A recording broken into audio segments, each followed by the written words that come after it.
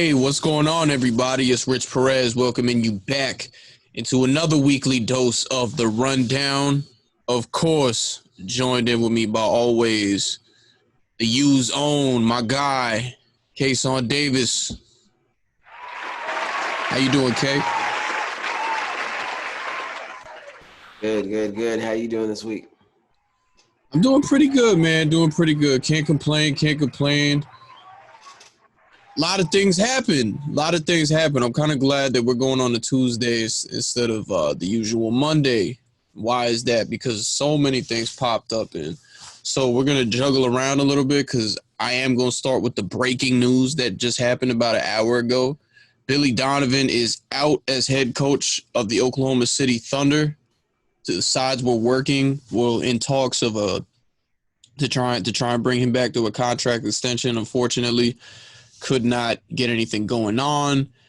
This is all according to Adrian Wojnarowski of ESPN. Basically, you know, the direction that Oklahoma City is looking to go into, as opposed to kind of where Billy Donovan feels like he's at with his coaching careers, didn't really mesh too much. Oklahoma City seems like they might want to move on from certain veterans and kind of push more towards that rebuild instead of just chasing the postseason, as far as I've been seeing.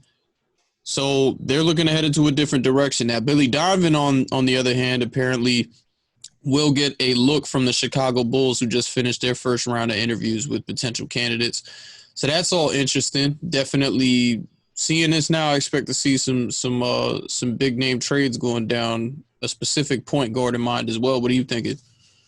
Yeah, definitely. I mean, when Eric Hornea came on here, and even when CP first got traded, he kind of wasn't there for the long haul. I think this year definitely helped because a lot of people at the time, when they wanted to trade for him, they just didn't know if he was healthy or not. I think now kind of shows that he's healthy. He can kind of get through a year, and I think he raised his trade value a lot. So what's interesting to me is if Billy Donovan does even end up in Chicago, it's kind of like another rebuilding situation too. So it's like, I don't know. And I think he kind of had his shot at a couple, I guess, maybe championship contender rosters with the PG, the Rust, a couple things. I know, especially last year with PG when he was in the MVP conversation, that team they was like the third seed in the West at one point. I think going into All-Star break. So that was like, and with those rosters, he kind of, I think maybe they live up to potential. I think the roster that they had and the rebuilding roster is kind of something that maybe was good for him. You see what he was able to do this year, a different set of players, kind of no expectations, different things like that. So I thought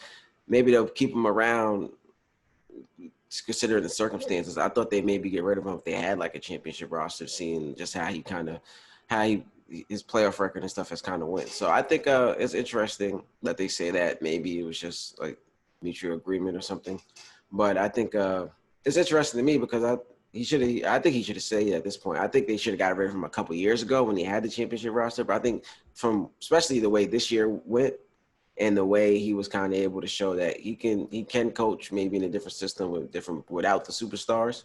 I think going forward, kind of without the superstars, he was kind of a perfect fit.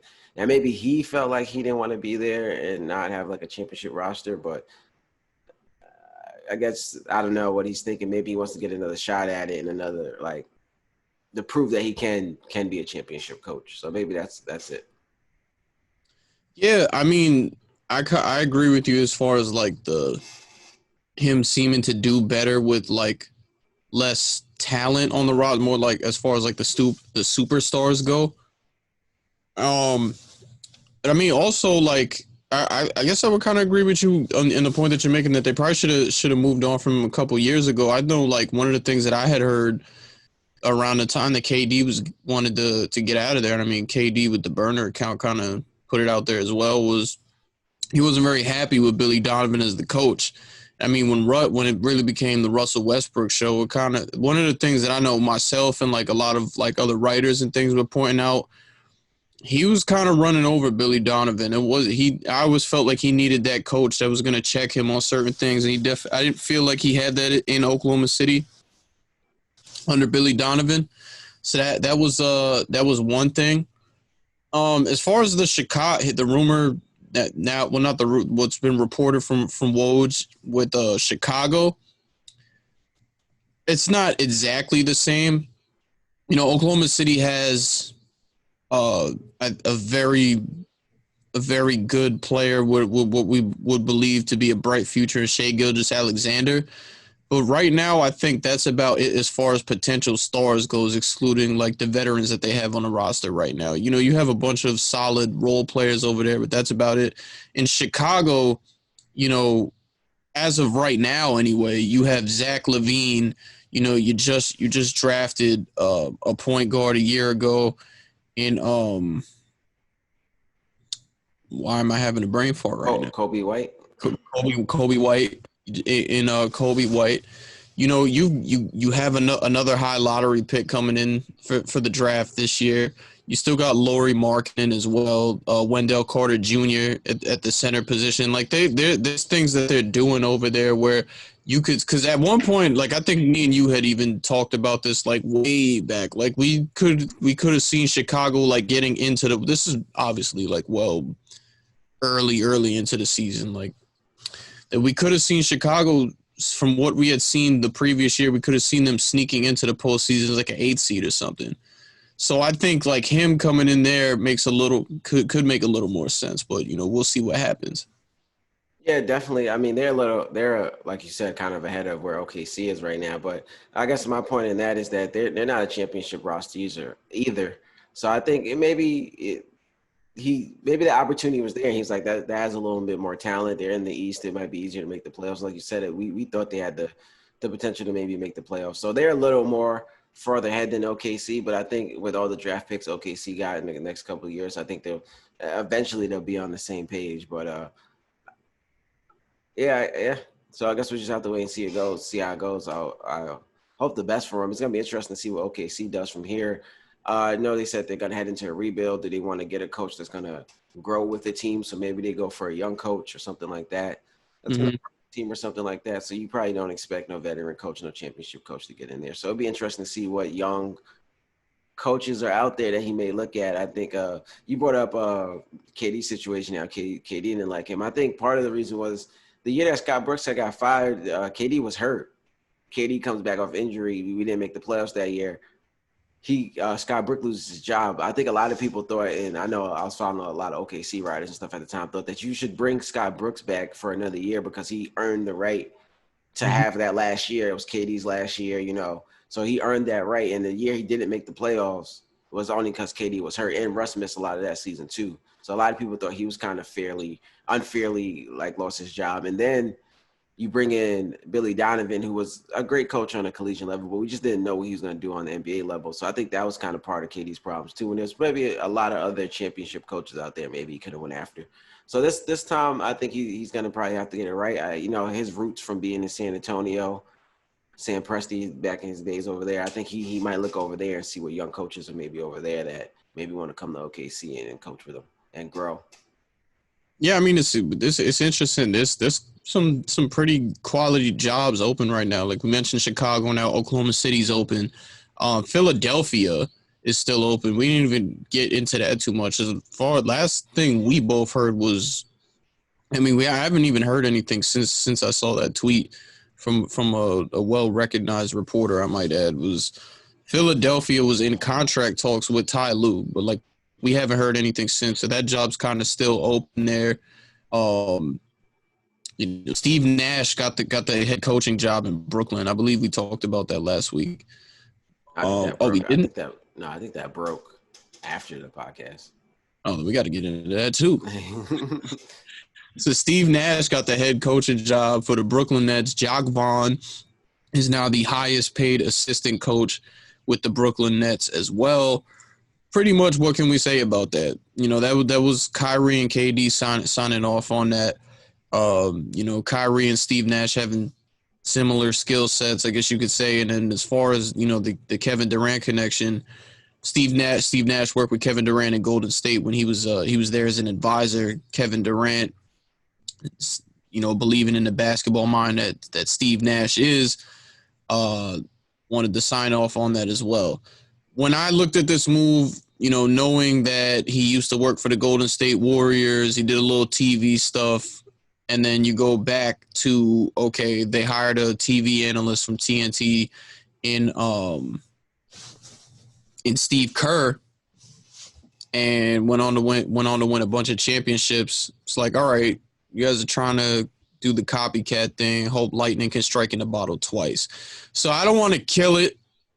You know, you got to come into this knowing that this is a team with championship expectations. People believe Kevin Durant is going to come back to something close to what he was anyway, even with the serious injury that he had.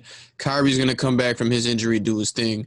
We saw that Karis LeVert can do his thing. We talked enough about that. They have a good enough roster, plus can make some more moves where they can go on and make a run. So the hope here is that they're going to come in within the first 2 years and be able to compete for a championship. Now, Steve Nash said all the right things. Basically, we got to see what happens now. Yeah, definitely. I think this is a 100% KD move. I know, of course, Kyrie had to sign off on it too, but people always bring up that KD's kind of connection to Steve Nash and Golden State, but it goes further than that. KD's been working out with Steve Nash before Golden State. KD released a documentary, I think like 2014, and he was working out with Steve Nash in that video, and that's back when he was still in OKC. So their relationship kind of goes even back further than Golden State. I think years before Golden State, he was working out with them. So I think this move is like 100%, 100% KD really, and Kyrie just probably seeing that or knowing that Steve Nash is the kind of point guard he was and everything he can learn from him. I think it was probably easy for Kyrie to sign off on it. And then as far as the GM, I'm pretty sure the GM just listened to star players. I think, like you said, analyst before, he's done a lot of different things here. I think former, I don't want to say great, but former like point guards, even though Steve Nash is a great point guard, I'm not saying he's not, but I'm saying like usually former point guards have usually translated easy into coaching. So they're probably looking at that and figuring that they said that Jack Vaughn, who says the lead assistant now, he had a great interview with them and stuff. So a lot of people thinking maybe he'll get the head coaching job. For him to be the lead assistant, I'm sure they'll probably lean on him a lot. And they'll probably get a lot of other great veteran, maybe assistants in there to back him up. So I think the first year would be like a learning process for Steve Nash a little bit and things like that. And I think they're going to rely really on their superstar players. I think they think they'll be easy to bring Steve Nash along kind of slowly. They got, like I said, they're going to get the right assistants in there. And then when it really comes down to it, he has KD and Kyrie to lean on. So I think they're going to try to bring him along slowly. We don't know how much coaching he has done, but yeah, I think there's definitely like a KD move there. Yeah, for sure, for sure. You mentioned, bringing the veteran presence as far as coaching goes, to kind of help him out. You see the pullover I got here. That's kind of what they were doing when they hired Joe Judge. So I guess it's a New York thing. But yeah, we shall see. We definitely shall see. I don't know what else to say there. I want to get over to the NFL because Cam Newton has officially been named the starting quarterback of the New England Patriots going into week 1.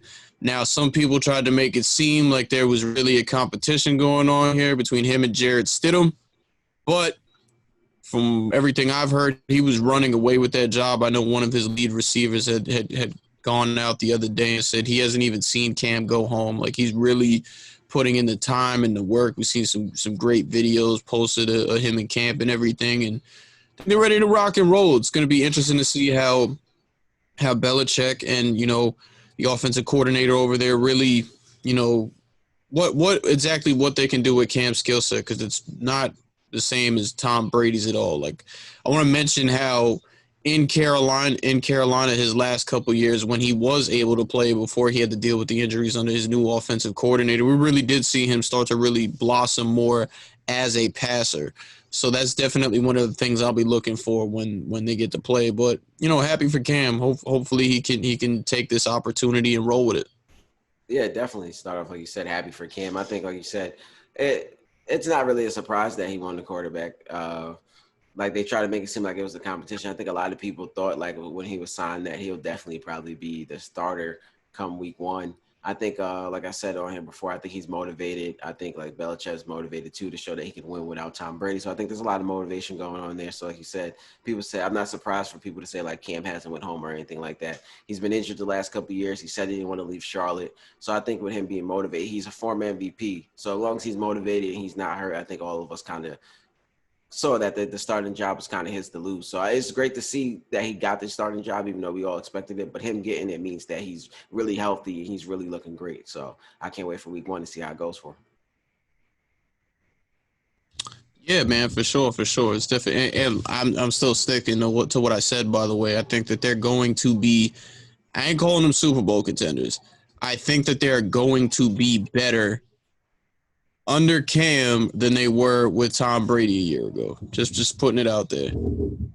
I think it's possible. I think, like I said before, it's kind of too early to see. We got to see the adjustments that Bill Belichick makes. You just brought up how they're two different quarterbacks and they bring two different kind of games. So it's going to me, it's going to be like how both of them are able to adjust. How Cam's able to adjust to the new quarterback. How the quarterback should be able to adjust to the new things. He might have to change the system around a little bit. But I think the things that he does bring is going to maybe make them better. He can scramble a little more and do a lot of things that Tom Brady just couldn't do at his age that he's now. So I think just him being able to scramble and keep plays alive and things like that, I think once they get on the same page and all that type of things, I think they do have the potential. To me, it's just all how fast they can gel together. Yeah, for sure, man. And moving on from there now, quarterback for the Houston Texans, Deshaun Watson, finalized a 4-year deal with the Houston Texans, $160 million contract. He is now the second highest paid quarterback behind Patrick Mahomes. Well-deserved money because, as we have kind of noted here, the Houston Texans go as Deshaun Watson goes. If they don't have Deshaun Watson as their quarterback, they're picking probably very high in the draft, but he is just that great. And he said some interesting things in his speech too, about kind of how, the ownership group there and, the front office were able to trust him to be able to give him that money and, officially make him their quarterback. And it's interesting to hear you say that because a lot of dudes, and I know Stephen A kind of touched on this as well, but it's very true. A lot of dudes, predicate them getting paid on their skills and not so much how they conduct themselves.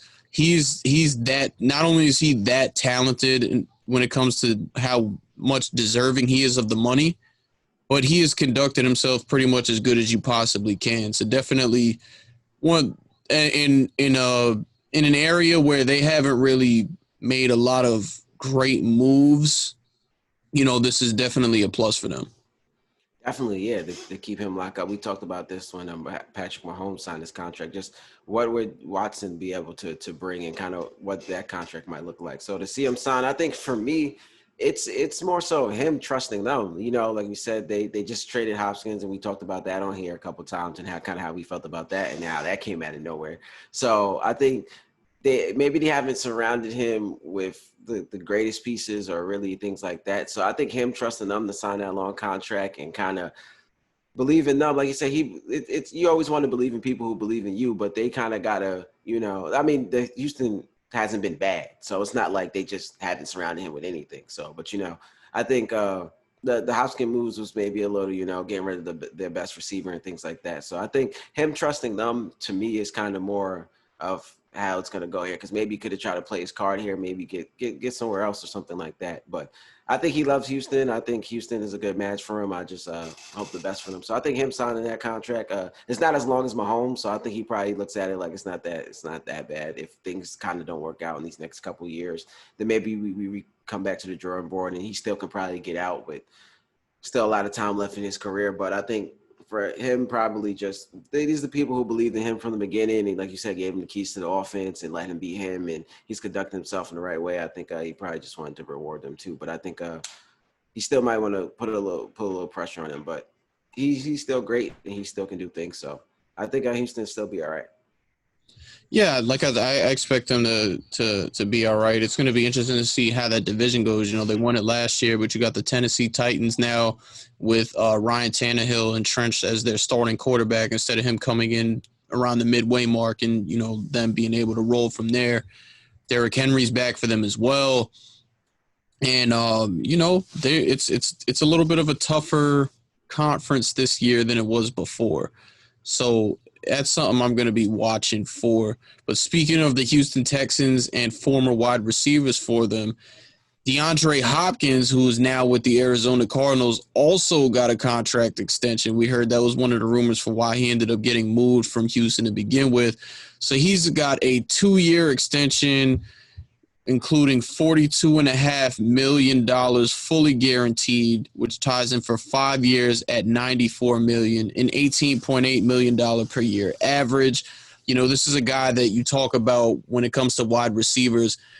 Probably not. Probably he for sure. The receivers that we talk about, whether it's the Odell Beckhams, the Julio Jones, the Michael Thomases of the world, they all do different things that make them great.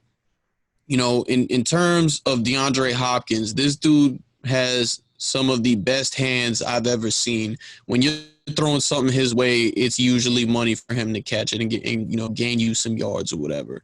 So again, like we were talking about with Deshaun Watson and him being well deserved, just like how we killed the Houston Texans for moving on from him to begin with. This is something that's going to be it's number one, you're helping out your quarterback who's on the second year of his rookie deal, and with with everything going on there, and you're keeping a guy around with one of the greatest of all time and Larry Fitzgerald in a receiving core group that's going to be pretty damn good this year. Yeah, definitely. I think him, Kyler Murray. I think we expect that team to kind of be good over, like you said. We were super surprised on here for anyone that's seen the episode because that news kind of broke on here. So we were super surprised to see him go. And like I was just saying with the Deshaun Watson, they kind of got rid of Houston's best receiver. If money really was the issue, then who knows how that goes. I think Houston maybe should have kept him because, like you say, he's the best receiver. And he like you said, he makes some of those great catches. I think it's going to be interesting to see how Carolina kind of works him into the offense and things like that. But I'm happy for him. Happy he kind of got his extension and things like that. It's interesting that he signed so early because he hasn't kind of been there too long. He hasn't really seen how he's going to work in the offense and things like that. But that just means that I guess the relationship has been going well so far for him to kind of – it's only 2 years, so maybe it's not that bad. He still can kind of – maybe you get something done there if it doesn't work out. But I think it's up from here for Phoenix. I think Phoenix should have a great year this year. So it's good. I'm happy that he re-signed. He got a young quarterback, so it should be good. It should be interesting to watch. Yeah, definitely. I think things are looking bright in Arizona right now. And I mean, like aside from that, like you mentioned like how he'd fit. I think he's gonna fit fine in there with the group of guys he's in with. Like I just mentioned earlier, the legend that Larry Fitzgerald, and for sure Hall of Famer when it's his time to get in, is still there. And they wanted when they hired Cliff Kingsbury to be the head coach over there. They wanted Kyler Murray for a reason. He fits in with what they want to do. So it's going to be like a lot of air raid passes and things like that. So it's going to be a lot of ball to spread around, and he's definitely going to get his touches when he can. But no, go ahead. Yeah, definitely. It looked good on paper, but like a lot of things kind of with the Odell Beckham situation, Cleveland looked good on paper last year. You kind of just never know how things may work out. So it's a little different though, because I never had any faith in what they were doing there. Like they had the talent, but I'm like, look who's running the talent. You got a Freddie Kitchens who's never even had he was a coordinator for like a month, and then just got a head coaching job out of nowhere. So that just never made any sense to me at all. I think now with them hiring Stefanski and everything, that'll probably be a different story, but. In terms of, what Arizona's doing right now, this is Kingsbury's second year as head coach there. They were pretty competitive last year. They didn't have the greatest record, but when you watch them play, they were giving people fits. So, excuse me. Wow. Having Kyler Murray in for his second year, along with these guys, with more weapons and everything, I feel is just going to be more serviceable for him. Yeah, definitely. I think it'll probably work out. But like you said, like I said, you kind of just don't know how things may work out. But like I said, it's only a 2-year deal. So if things really don't work out, you still can kind of, and his contract won't be too bad to move. So it's a win-win either way. So we just, like I said, see how it goes. Yeah. So I want to get back to Oklahoma City because the Houston Rockets, who are playing the Lakers as we speak, closed that out in a Game 7. It was very fun to watch for certain people, not everybody. But, the interesting thing about how Houston closed that out was James Harden, whose biggest criticism was his defense, made a great defensive play to seal the game for the Houston Rockets. Yeah, he was having a bad game offensively, and sometimes when you're having a bad games in your best area, you try to look for other things to do. I mean, Houston's defense deserves a lot of credit in this postseason. I think they have the best defensive rating in the postseason right now, so their defense deserves a lot of credit. I mean, Dort was having a unbelievable game, like added game from like out of nowhere. So for Harden to get it, usually they've been leaving him open all series. He was hitting that game. So for Harden to get out there and contest that three, and Dort kind of has like a slow release when he shoots his shot. So Harden was able to kind of defend the post and get out there. But it was great defense by him to get on the side where he wouldn't foul him either and kind of get that clean block and then still jump out the way at the end. So great play by Harden. Houston's defense deserves a lot of credit. It was a great game. So it was a great series altogether. So beautiful play by Harden. Yeah, most def. It's also weird to say too, because in that same game where we talked about the struggles of Harden, Russ kind of started to look like he was getting back into a rhythm, and that will transition over to the series that's going on now. He hasn't exactly been Russell Westbrook in these playoffs. It's tough to come back and pick up where you left off when you're coming back right in the middle of a series. So you don't want to kill him for that. I still don't want to kill him because number one, he had the coronavirus. Then he had the high quad sprain. So it's an extremely tall task for you to ask this man to pick up where he left off when he's dealing with two factors right there. You're going back to the coronavirus. We don't even know the full extent of that and the long-term effects of what that can do to you. We're talking Kendrick Nunn just finished second in Rookie of the Year voting. He's just working his way back into Miami's rotation and not playing like the player that we saw in the regular season. So I think that kind of has something to do with that. But, right now with Russ, he seems like he's doing all right. But for the Houston Rockets to be able to, and they're up 58-54 right now with a little over a minute to play in the first half. But for the Houston Rockets to really be able to make some noise here and kind of make my prediction on point, he's definitely going to have to show out and be that guy because, as we've mentioned many times on this show, when him and Harden are both on, they're very hard to beat. Yes, I believe. But it's like you brought up a good point that he's kind of been off and on since he's coming back. In Game 5 of the OKC series, he kind of didn't play too well. Game 6, he played all right. Then down the stretch, he kind of fell off. Game 7, he played all right. Game 1 in this series, he played all right. Game 2, he didn't have a good game. And Game 3 is going on right now. So he's kind of been back and forth. Like you said, it's hard from everything he's been going through to try to come back in the middle of a playoff series where teams are kind of gearing up for you, especially with him, he's not a great shooter. So he's kind of attacking the paint and things like that. For him we don't know how well his quad is gone for him and things like that. So for him, it's kind of seems like it's going to be up and down thing. And you hope eventually he kind of maybe gets himself together. But I think, like you said, it's hard to be able to do that in the middle of a playoff series. I think he doesn't. Here's the thing. I don't think he has to play great. I think if he can cut his turnovers down a little bit, it'll be all right. Because if you look at the end of Game 2, to me, they lost that game not because Russ didn't have a good game. Eric Gordon was able to give you 24. I think all the starters were in double figures. Russell only had 10, but I think Covington probably had like 16 and things like that. So everyone else was able to chip in a little bit. They lost that game when Russ got into foul trouble at the end of the third quarter. They go on that big run in the third quarter where they're able to take almost like a 6-point lead, maybe going into the fourth quarter. Russ picks up that foul, that offensive foul, and then he has 5 fouls. He starts the fourth quarter on the court, but he's not trying to foul nobody. So all LA did was keep getting the switch between him and whoever was guarding him, and now he's guarding Bron. They kept getting Bron on the Russ on the Bron. That's what LA kept doing. And then Bron's just running right by Russ because Russ is not trying to foul him. I know Mike D'Antoni came out earlier today saying that the Rockets didn't do a good job of loading up behind Russ. But I think Russ was kind of just giving up points at a certain point in the game at the beginning of that fourth quarter. And that kind of slowed down Houston's offense. It slowed down kind of their defense. And I think that kind of sent them in that spiral going down into the fourth quarter. I think D'Antoni, you have to either take him out or tell him he has to play hard. If he fouls out, he fouls out. Because at one point, he's just giving up buckets. Like I think like the first 10 points was just easy points for them because LeBron is Mhm. just running by him. I think in a game like that, especially when Houston had the momentum coming off a great fourth quarter, you can't just give up points like that in a playoff game, and especially let them kind of take the momentum.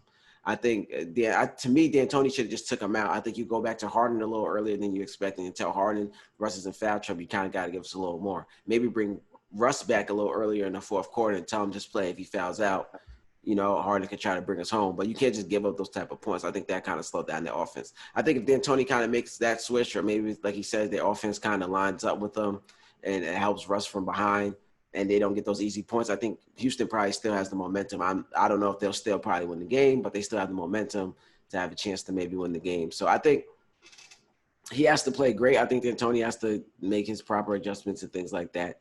So I think he doesn't have to play great. He just has to maybe cut down his turnovers a little bit, and they'll be all right. But if he plays great, like you said, both of them's on, it makes him tough to beat. But I think even with him not having the greatest games, if the role players kind of keep it up, kind of like they were doing in the OKC series and things like that, I think they'll still be able to get to it, or maybe win the series, or stay in the series. So with Russ not playing his great right now, and if Russ ends up playing his best, then that'd just be a plus for them. It'd make it even tougher for the Lakers. Yeah, speaking of turnovers, the Lakers just had a costly turnover that Houston was able to capitalize on inbound to score for James Harden.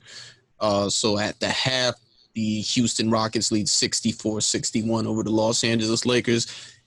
I don't agree with you at all about, they can win with them not playing his best. I think the fact that they have Anthony Davis and LeBron James on the other side of the court, you need both of them to be playing at their A game for them to win this series. And I say that also because if we can go back probably like 2 months ago, maybe 3, when we talked about how the Lakers could win, I had a specific piece in there that I said they're going to need for them to win.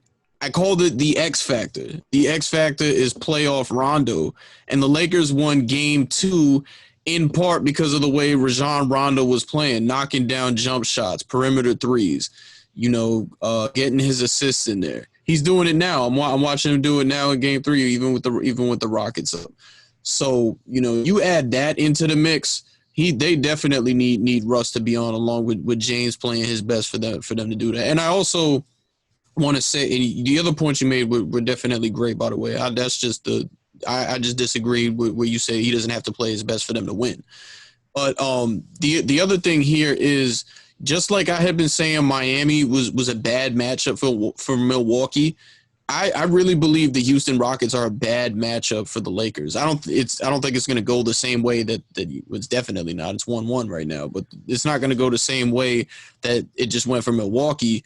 But it's a bad enough matchup where the Los Angeles Lakers legit could lose this series, and we've been watching this unfold in 3 games so far. You know what? You're right. I'm gonna take my comments back, but I'm gonna say he doesn't have to play great every game. So, like I said, he's been kind of off and on. I think he can afford to maybe have a couple bad nights offensively, especially the way Eric Gordon's kind of been playing in this series. He's having a bad game today. He's 4 points over 1. But his first 2 games, he's been kind of lights out. Especially that game 2, he kind of is the one who kept them in that first half, even though they went in like 16.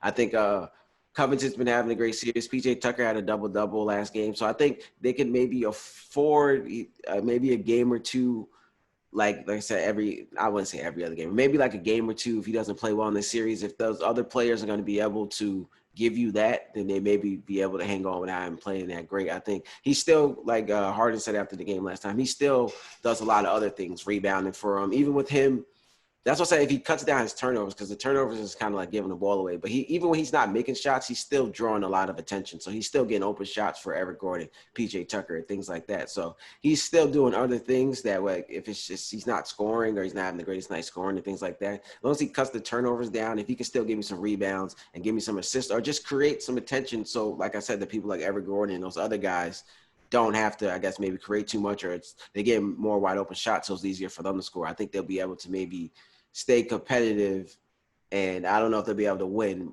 but I think they'll still be able to, make it competitive. Right on. We're going to keep monitoring this as it goes as well. On the other side of that Western Conference, the Denver Nuggets were able to get over the Utah Jazz in a Game 7 as well. Highly competitive, down to the wire. Mike Conley puts up a three that would have put the Utah Jazz up literally right at the end of the game, so they would have won the series. He just missed it. Donovan Mitchell's season goes down. He's heartbroken and everything. But that was just if you're a fan of basketball, that was a great series to watch. If you missed that, shame on you. But then moving on from that series, once they took on the LA Clippers, the Clippers pretty much capitalized on them, going a full contested 7 games with the Utah Jazz and just completely annihilated them in that game 1. Go to game 2, it's a lot more competitive. I really do think this is going to be a competitive series between these two teams. I'm picking the Clippers, but Denver's able to come away with game 2, and then game 3 last night. The Clippers are able to come away with it because Kawhi obviously was great, but the theme of the Clippers that we have been talking about, Paul George was great. He played like the number 2 option that he's supposed to be. Yeah, definitely. I think I need to give the Nuggets a little apology. I think I was saying that the Jazz would probably be a better matchup for the Clippers. I think the Nuggets have kind of came out and proven us wrong, even though they lost Not that us. game. Not us. Okay. I think the Nuggets have came out and shown that even though they lost that game 3, I think they had a chance to win it. I think this down the stretch they kind of just folded apart. They were up. I don't know. That would say they were up, but it was kind of like a back and forth game. I know maybe the beginning of the fourth they were up a little bit. So like they had chances to win that game. I think Jamal Murray tries to go up and block Kawhi, and Kawhi kind of gets that block on like the tip of his finger. So I think just a couple plays down the stretch, they've looked a lot of better than I think they would against the Clippers. I didn't really expect them. Game 2 was like a blowout, so that like kind of just blew me out the water. Game 3 they kind of started off hot. I know they was up a little bit. The Clippers were able to come back. So I think the Nuggets have looked a lot better than I expected. The Joker has really been out here putting moves on, and I think with Gobert not in the paint, kind of packing the paint a little bit on him and things like that. I think he's been able to get off. He's been hitting some 3-pointers. He hit a couple 3-pointers yesterday. So I think the Joker's been looking great. I think Jamal Murray had a great game too, and Kawhi had a kind of a bad game too. But I think with Kawhi being on him a little bit, kind of throws him off a little bit. Gary Harris, like I said, has been coming along. I expected after that game 6 when he came back for him to come along a little bit. So I think they're looking – Jeremy Grant's been great. I think they've been looking a lot better than I thought it was. I still pick the Clippers to win it. I still probably take the Clippers in 6. But I want to give the Nuggets a little credit for hanging in there. I think they've been doing better than I thought they would. Yeah, I'm probably say I'd take the Clippers in 6 as well. But it's going to be a fun series, man. I didn't mean to play you like that, by the way. I'm just saying I never said that about the Nuggets. Nah, that's all right. But what I will say though is I was a little wrong on the Raptors, Celtics, and you pretty much called that one pretty well. This is probably ending tomorrow in 6 games. Toronto went down 2-0.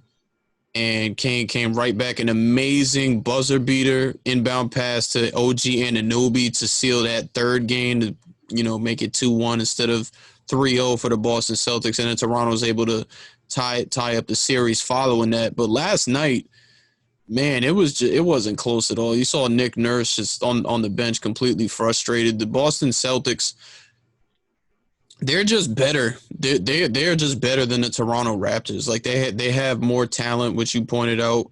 They can't match what Jaylen Brown and Jason Tatum and Kemba Walker are able to do over there. But they're good enough where they can make it competitive, like we saw in games 3 and 4. But last night was pretty much it. And some people talking about maybe it'll go 7. I have this ending tomorrow night in 6 games. The winner of Game 5 when a series is tied 2-2 wins the series about, I think it was 82% of the time. So this is over, and, we can get into that Eastern Conference Finals after we talk about the Miami-Milwaukee series. Yeah, I think if you really think about it, Boston has been the better team for, what they play, 5 games? For really like 4 games, and like because they were really the better team in that game 3. They were. They were. They just lost it at the buzzer on they just got they had like a brain freeze leaving him open, and even leaving him open is not even crazy. The way he made that shot with, what was it, like 0.5 seconds left? Point That five. shit Cause hit. Boston put themselves up with a right at like with like a second left. So it was point 0.5 on the clock. So they were really the better team in that game. So you think about it, they're the better team in game 1, 2, 3. They were supposed to win game 3. They kind of lost it at the buzzer. Not really the better team in game 4, and they're the better team in game 5. They've been the better team in 4 games out the series. The series really should be over right now. But with all that being said, I think Toronto could maybe push it 7. I think, I think they could maybe push it 7. Like you said, they're still a great team and things like that. I think I kind of like what I've seen from them in game 4. I know game 5 was kind of a blowout, but I think after that game 1 buzzer beater, I think they were kind of starting to get a little momentum there to kind of make it a little more competitive and things like that. That's how they was able to kind of get that game 4. I know game 5, they kind of came out and laid the egg, but I still think they'll come back re-energized and they'll get back to the drawing board. I think kind of have that same confidence again. I still probably would pick it to be over in 6 too, but I could probably see them pushing 7. I still pick Boston to win the series even if it does go 7. But yeah, like you said, it's probably over. But don't be surprised if they do push it to a 7th game. All right, agreed. Now I want to get to Miami versus Milwaukee. Giannis, well, number one, Miami goes up 3-0 in that series, and to go up 3-0, I think was, some people might have looked at it as a big deal. Like, it was a little, because when we first picked it, I said 7. Then when we talked about it again, I'm saying this is going 6. And I know I said all of that, but I'm really not shocked that Miami was this dominant against them because of the way they looked against them in the regular season. They just matched up so bad for the Bucks. They're the only team to come in and beat them in Milwaukee multiple times. I think in 5 games, the 5 games they played against them in the regular season, Milwaukee won 1 game. Like they just matched up. It was such a bad matchup for Milwaukee. They just went out there and they kind of punked them. And then unfortunately Giannis got hurt in that game 4 that the Bucks ended up winning. To save themselves from getting swept, and he didn't play tonight. And it was still a little competitive. Miami won by I think like 7 points, but that it just. There's so many ways we can go with this. Like I said, it just was a bad matchup for Milwaukee, number one. But number two, this is the second year in a row now that Milwaukee has been knocked out of the semifinals of the Eastern Conference playoffs. With the MVP, with Budenholzer, who won Coach of the Year a year ago, was a finalist for Coach of the Year again this year. They were the top team in three-point shooting. They were one of the top defenses in the league. They had the best record all year in the league and fall short 2 years in a row. Yeah, definitely. Well, they made it to the conference finals last year. They ended up losing to the conference Yeah, finals. you're right. But either way, they still didn't make it to the finals. I think their team has always been an interesting team to me. I tweeted at the deadline that they should try to make a trade for Chris Paul. I think Chris Paul would have came in handy for him. You see what he was able to do now. I know looking in hindsight now in that game 7, it's like, oh yeah, we should have got the Chris Paul. But I said that at the deadline. I always felt like they needed another person who can create his own shot. I know they got Chris Middleton. Chris Middleton can kind of create his own shot, but he's just not. I think playoff time, he's a great player to have with you, but I think they would want someone else. And it's not even only about creating your own shot. It's getting everyone else involved. They have a lot of guys who kind of need someone to get them involved. They're kind of shooters. They're like 3-and-D guys. I think, like you said, with the Heat were able to stop Giannis. And we were able to stop Giannis. And they didn't just stop him from scoring. They kind of stopped him from creating and things like that too. So when that stopped, you kind of just relying solely on Chris Middleton. And Chris Middleton's not the passer and creator and things like that. I know Eric Bledsoe kind of missed the first game or so, but I even think still with him, he's more of an attacker of the rim, and he can't really shoot. So that was the problem last year in the playoff series where it kind of just wasn't guarding him too much. So he creates another thing, kind of another difficulty for him. So I think I was kind of saying this for a while. They kind of needed someone else to get in there, but I think this kind of really shows them that they kind of need to get. And I would look for a point guard if it was me. I would still kind of see if I can get Chris Paul. I think you kind of need another point guard in there who can kind of create. Like I said, not just for himself. You want someone who can create for those other guys that you got. Because like today, and like you said in Game 4, the team was able to show that they can still be competitive without Giannis. Mm-hmm. You know what I mean? So the team, it's not that they're just players who can't win. I just think when it comes down to playoff time and they're packing the paint, they're getting out to the shooters. They have a scheme for you and things like that. I think just it's a lot of role players who it's kind of harder for them to kind of get going and kind of get their own thing going when teams like the Heat are cutting off the first option, the second option, the third option. So when it gets down to that, it's kind of hard for Giannis because he can't shoot. So with them packing the paint, it's a lot of offensive fouls. It's kind of a lot of people coming over blocking you. With someone like Chris Paul, when the first option, second option goes down, now you got someone that can create and someone that can do things like that. So I've been kind of saying that for a while. I think also it might be time to let go of Mike Budenholzer, which may sound a little crazy. But back to his days with the Hawks, I think that he's shown that he can put great teams on the court who can win regular season games. But even though a lot of us kind of always knew like the Hawks wasn't going to be like in the championship, but still I think like his teams kind of maybe don't. They underachieve. Yeah, they underachieve in the postseason. It's Mike Budenholzer putting it out there right now. Mike Budenholzer is the new Mike D'Antoni. Yes, that's the exact word. They underachieve. So I think they should maybe, with this possibly being Giannis's last year, Chris Paul, I think, is going to be on the expiring contract. If not, he's going to have a player option after next season. I think you go for Chris Paul. I think I feel like we talked about this last time. But I think you go for Chris Paul, bringing a new coach who might be a championship coach in there, and then you try to bring it back. I guess you go all in and hope these changes kind of lead you guys to get into the finals. Or at least leaving Giannis thinking, okay, maybe I can come back here and do this and do that. So I think those changes is what I would start with right now. You got to see how things kind of develop, how it goes. But if I'm the Bucks right now, I think I get a new coach. I try to get another player in there who can create. I'll probably still like try to go after Chris Paul, something like that. Someone who I don't have to give up too much and kind of still can keep my roster. And then try to run it back one more time. And then if Giannis leaves, Chris Paul ends up leaving, you just tear it down and rebuild. Yeah, this isn't one of those things where I think if he doesn't sign the Supermax contract, it's time to trade him. I think you try and ride that one out,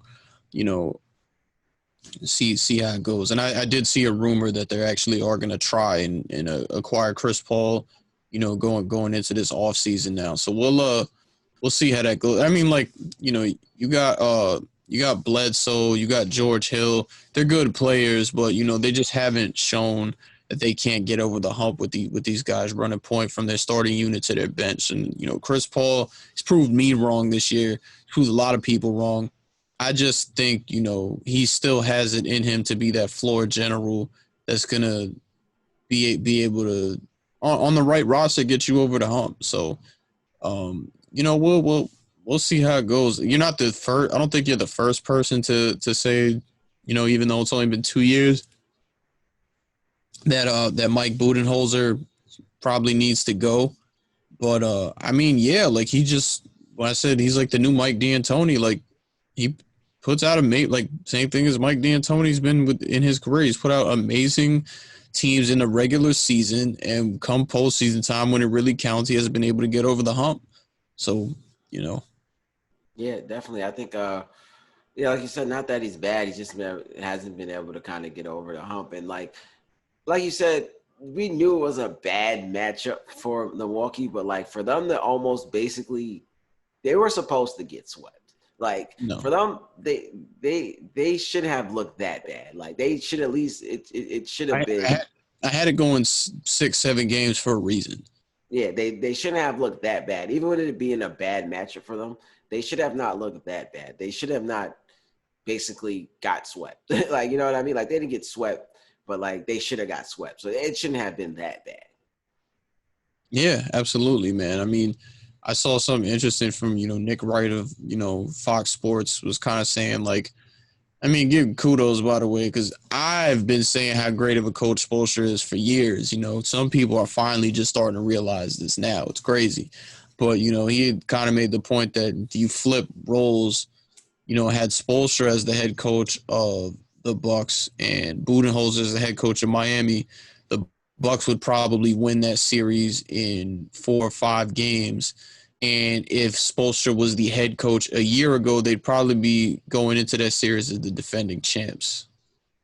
Yeah, definitely. So I think they're going to maybe look to get a new coach in there, maybe a championship coach in there. And try to bring it back. Like, I don't, like you said, I don't think you kind of trade Giannis if he doesn't sign the Supermax for a certain reason. Sometimes, like the way this thing kind of works out, you get more money if you sign in the offseason, whether if you sign during the extension.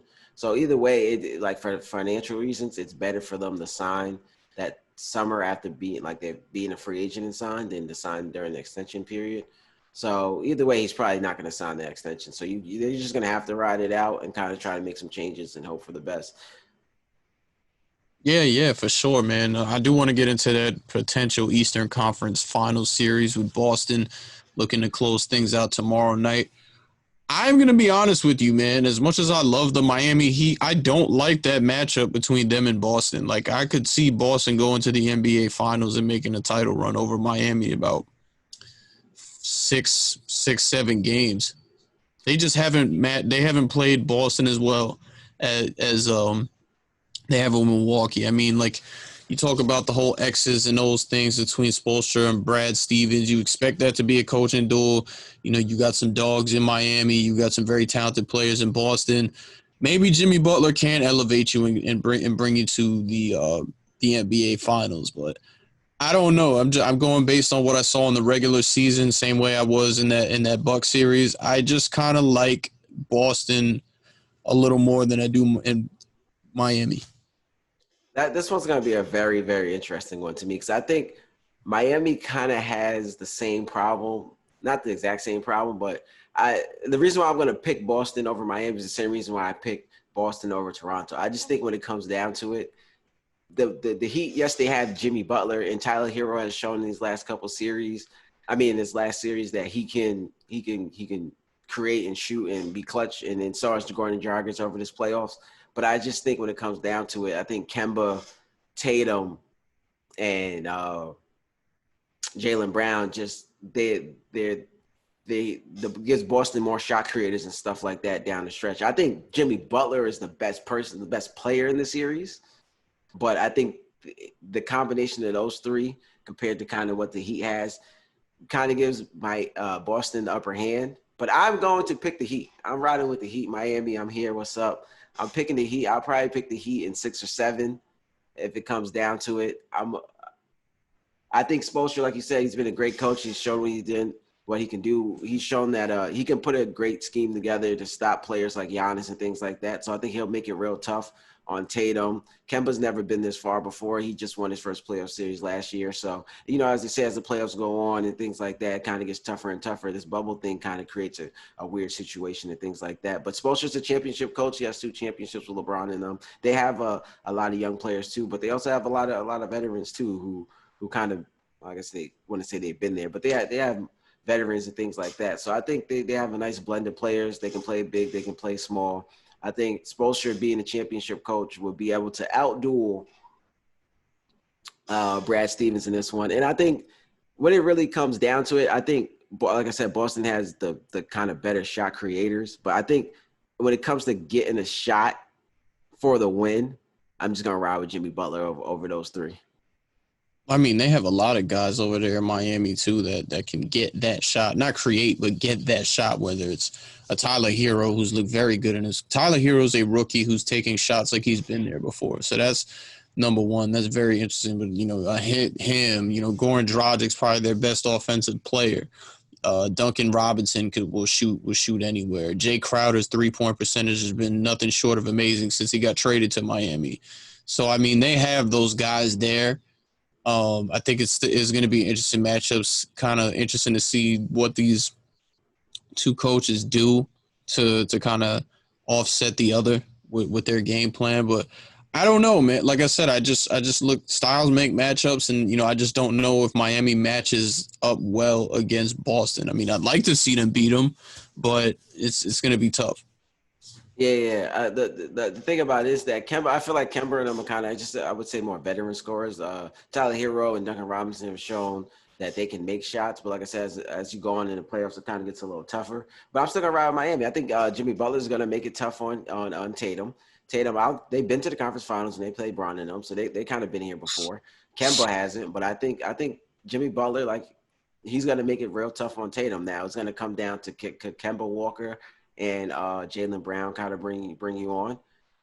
And I think it's gonna be a close series. And like I said, I think when it comes down to it, and it comes down to that shot, I know Kemba and Tatum probably could get it, but I'm riding with Jimmy, man. I think he's determined. He said he didn't bring no family here. It's a business trip. He's all focused. He's gonna make it real tough on Tatum. He's gonna make it tougher on Tatum, then Tatum's gonna make it on him, if you know what I mean, like defensively wise.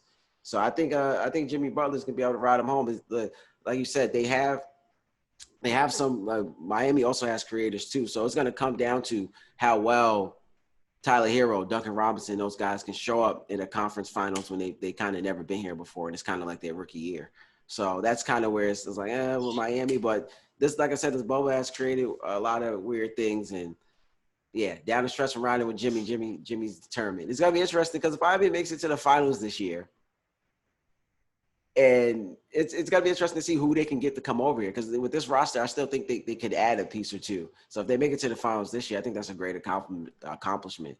And just even if losing in the conference finals, it's still just only up for here from Miami.